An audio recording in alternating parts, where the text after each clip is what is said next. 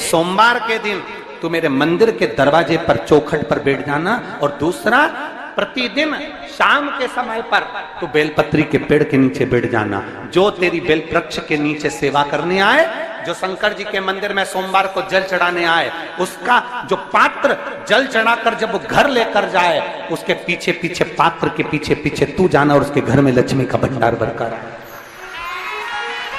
लक्ष्मी बेलपत्र के वृक्ष के नीचे तू विराजमान हो जा। उस बेलपत्र के वृक्ष के नीचे जो बुआरी लगाए, सेवा करे, चाकरी करे, एक बेटी को जैसे बड़ा करते हैं वैसे बेलपत्री के वृक्ष को जो बड़ा करे, बेलपत्री के वृक्ष का जो पालन करे, पोषण करे, उसकी संभाल करे, उस बेलपत्री के वृक्ष को जैसे जैसे वो उन्नति करे वैसे वैसे उसके घर में समृद्धि बढ़ते जाए। उस जिसका खुद का मकान नहीं हो, खुद का मकान नहीं हो, किराए के मकान में रहते रहते जिंदगी बीत रही है, खुद का नहीं, और बहुत दुख का जीवन चल रहा हो, बहुत कष्ट का जीवन, बहुत अपना खुद का कोई मकान नहीं, मान लो प्लाट है पर मकान बन नहीं रहा, या कोई प्रॉपर्टी अपनी नहीं बन रही, तो हम इस व्यासपीठ से कहना चाहेंगे कि एक प्रयोग अवश्य करिएगा, एक प्रयोग अवश्य। अपने आसपास के 5-6 बेलपत्र के वृक्ष देख लीजिए, अपने आसपास के नजदीक के 5-6 बेलपत्र के बड़े बड़े वृक्ष देख लो या छोटे वृक्ष देख लो। उन 5-6 वृक्ष को धीरे धीरे उनकी सेवा करना प्रारंभ करो, उन वृक्षों को बड़ा करना प्रारंभ करो, उन वृक्ष के नीचे सफाई करना प्रारंभ करो, उन वृक्ष को जल देना प्रारंभ करो, उन वृक्ष को आप खाद देना प्रारंभ करो, उन वृक्ष की सेवा संभाल करना प्रारंभ कर दो, उस वृक्ष के नीचे बुआरी काटना प्रारंभ कर दो, झाड़ू लगाना प्रारंभ कर दो, उस वृक्ष के नीचे सफाई करना प्रारंभ कर दो। उस बेलपत्री के 5-6-7 वृक्ष को आप गोद ले लो। गोद लेना मतलब मैं इसकी सेवा करूंगा, मैं इसमें जल दूंगा, मैं इसके खाद दूंगा, मैं इसकी सेवा करूंगा, कुछ मत करो, बस केवल इस शरीर से उस बेलपत्र के वृक्ष की सेवा करना रोज प्रारंभ कर दो। 6 महीना इंतजार करना और 6 महीना लगातार सेवा करना, 7वां महीना आपका और हमारा, और बताना कि भोलेनाथ ने प्रॉपर्टी दिलाई कि नहीं दिलाई और आगे बढ़ा है।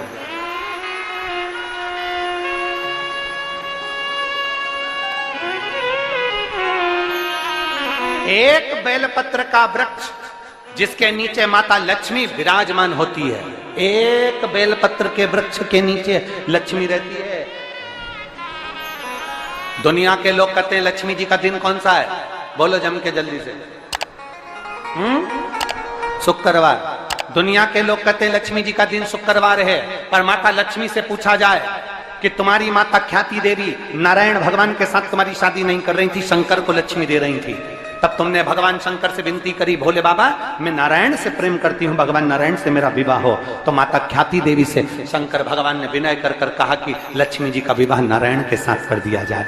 भगवान नारायण के साथ जब लक्ष्मी जी का विवाह हो गया, तब लक्ष्मी जी हाथ जोड़कर बोलती हैं, बाबा मेरा विवाह नारायण के साथ हो गया, पर मैं आपके चरणों की सेवा करना चाहती हूँ, बाबा आप कृपा करिए कि मैं क्या करूं आपके लिए। शंकर भगवान कहते हैं लक्ष्मी बस 2 चीजें कर दे, एक सोमवार के दिन तू मेरे मंदिर के दरवाजे पर चौखट पर बैठ जाना, और दूसरा प्रतिदिन शाम के समय पर तू बेलपत्री के पेड़ के नीचे बैठ जाना। जो तेरी बेल वृक्ष के नीचे सेवा करने आए, जो शंकर जी के मंदिर में सोमवार को जल चढ़ाने आए, उसका जो पात्र जल चढ़ाकर जब वो घर लेकर जाए, उसके पीछे पीछे पात्र के पीछे पीछे तू जाना और उसके घर में लक्ष्मी का भंडार भरकर आए।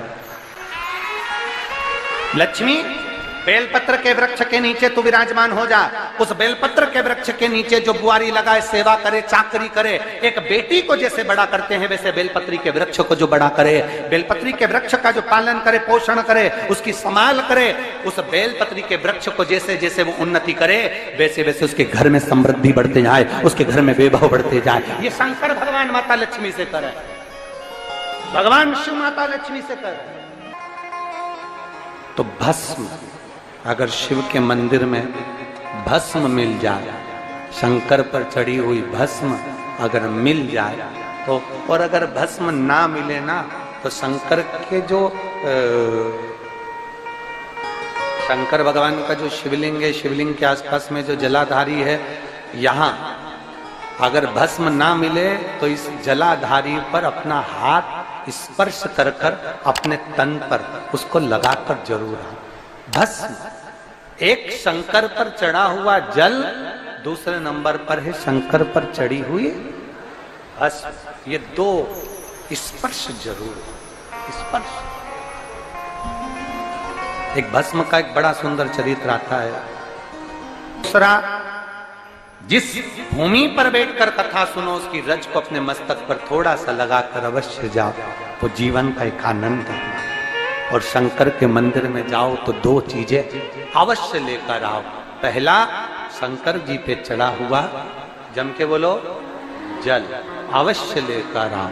क्योंकि जब तुम जल लेकर आते हो, पात्र लेकर आते हो, तो मेरा महादेव लक्ष्मी जी को तुम्हारे पीछे पीछे तुम्हारे घर तक भेज देगा। चढ़ी हुई बेलपत्र मत खाओ, लोग कहेंगे शंकर पर चढ़ा हुआ ये मत पाओ। हम इस व्यासपीठ से निवेदन करना चाहेंगे कि आप अगर दिल रखकर अपने बाबा से कहोगे ना, तो बाबा पर चढ़ा हुआ जो जल है ना, वो जल साधारण नहीं रहता। मेरा भोलेनाथ जब दुनिया को अमृत देता है तो तुमको भी अमृत दे देता है। दो चीजें कभी मत छोड़ो। अगर मंदिर में गए हो तो दो चीजें कभी मत छोड़ो।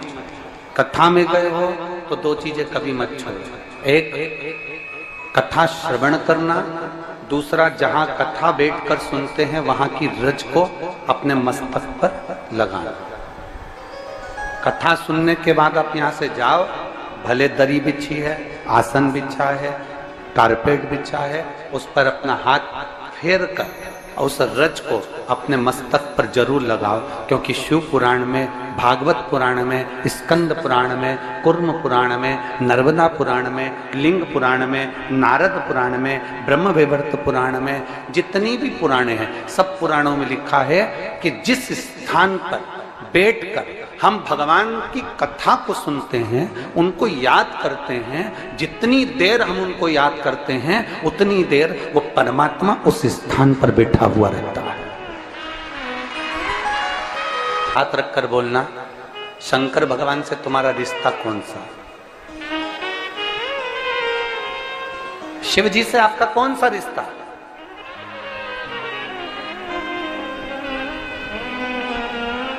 शंकर भगवान को आप क्या मानते हो? हमने आपको एक संबंध बताया था कि सीहोर कुबेरेश्वर धाम आपका मायका है, तो हम आपके भाई हैं, तो शंकर भगवान आपके पिता हैं, आपके बाप हैं, आपका बाबा है, आपका दादा है।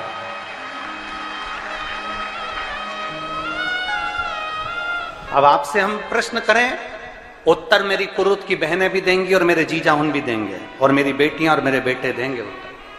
आपसे प्रश्न करें, अगर बेटी को दुख होगा तो क्या वो अपने बाप से नहीं कहेगी? बोलो तो जम के। बेटी को तकलीफ है वो अपने बाप से ना कहेगी। बेटे को तकलीफ है तो वो अपने पिता से, अपनी मां से नहीं कहेगा, मम्मी मुझे ये तकलीफ है, पापा मुझे ये दुख है, माँ मुझे ये तकलीफ है, पिताजी मुझे ये कष्ट है। क्या वो अपने माँ बाप से नहीं कहेंगे? क्या वो अपने माँ बाप से विनय नहीं करेंगे? और माँ, पिता, फिर उसके करीब में, उसके नजदीक में जो भी होता है वो माँ बाप निकाल कर उसको दे देते हैं, माता पिता उसको दे देते हैं। माता लोग कहते हैं कि शंकर जी पे चढ़ा हुआ जल मत पियो, लोग कह देते हैं शंकर जी पे चढ़ी हुई बेलपत्र मत खाओ।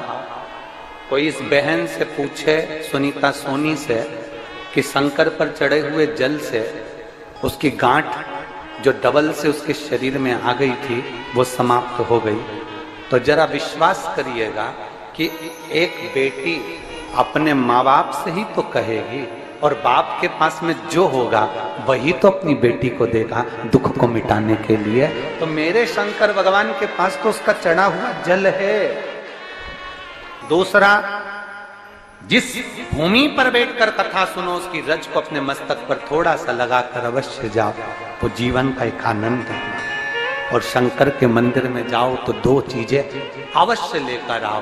पहला, शंकर जी पे चढ़ा हुआ जम के बोलो, जल अवश्य लेकर आओ, क्योंकि जब तुम जल लेकर आते हो, पात्र लेकर आते हो, तो मेरा महादेव लक्ष्मी जी को तुम्हारे पीछे पीछे तुम्हारे घर तक भेज देगा। 2 चीजें लेकर अवश्य आओ, और शिव पुराण में जाओ तो 2 चीजें लेकर अवश्य जाओ। पहले नंबर पर शंकर की कथा और अपने अंदर विश्वास कि मेरे महादेव की मैंने कथा सुनी है, अब मैं भटकूंगी नहीं।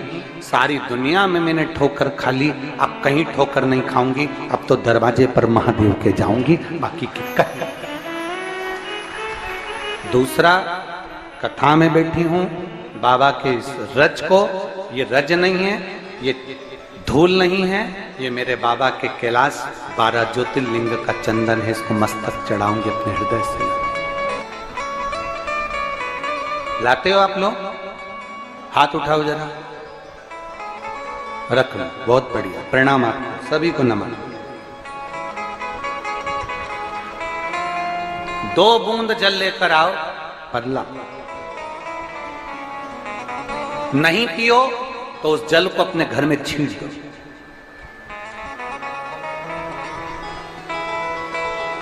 नहीं पी सकते, उस जल को छींट दो। सारे घर के लोग नहीं पी रहे, उस जल को मटके में डाल दो, हंडे में डाल दो। 2 बूंद जल हंडे में डाला, सब पी गई। आपको अलग अलग किसी को देने की जरूरत नहीं पड़ती, किसी को नहीं। हंडे में डाल दो, मटके में डाल दो, सब उस पानी को पीना प्रारंभ।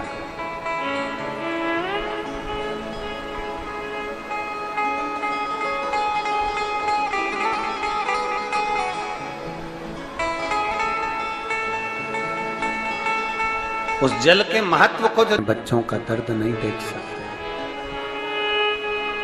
जब माता पिता अपने बच्चों का दर्द नहीं देख सकते, तो देव अधिदेव महादेव तुम्हारा दर्द कैसे देखेंगे? वो भी तो काटेंगे तुमको, वो भी तो कष्ट मिटाएंगे। 2 चीजें कथा में जाकर ले। एक, जहां जगह मिल जाए वहां बैठकर कथा सुनो। धूप लगे, पंडालों की इतनी व्यवस्था नहीं हो पाती है, पंडाल लगाने वाले, टेंट लगाने वाले टेंट लगा लगा के थक जाते हैं, तो अपने साथ एक छाता लेकर चलो।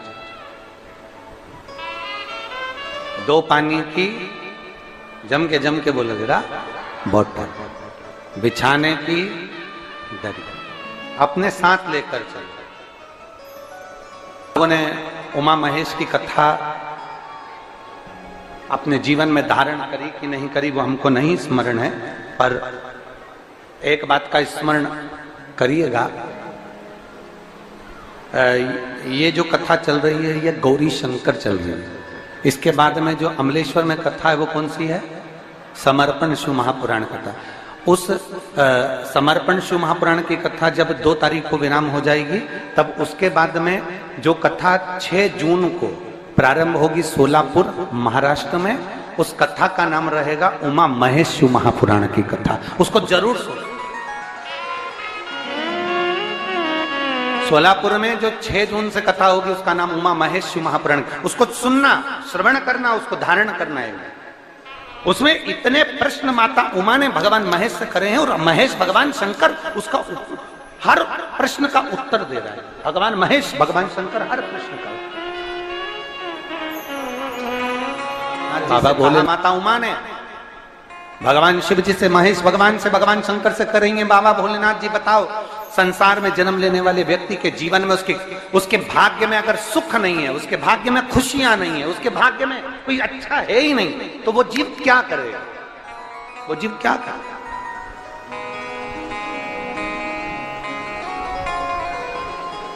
भगवान शंकर कह रहे हैं, पार्वती, संसार में जन्म लेने वाला मनुष्य अगर उसके भाग्य में सुख नहीं, उसके भाग्य में अगर खुशियां नहीं है, उसके भाग्य में अगर सुख नहीं है, उसके भाग्य में अगर अच्छा नहीं है, पत्रिका दिखा ली सुख नहीं है, कार्य कर कर देख लिया सुख नहीं है, तकलीफ उसकी जिंदगी में चल ही चल रही है, तो भगवान शंकर कहते हैं, भगवान महेश कहते हैं, उमा, उस मनुष्य को दूसरे का अच्छा करना प्रारंभ कर देना चाहिए तो उसकी अच्छाई अपने आप सामने आना प्रारंभ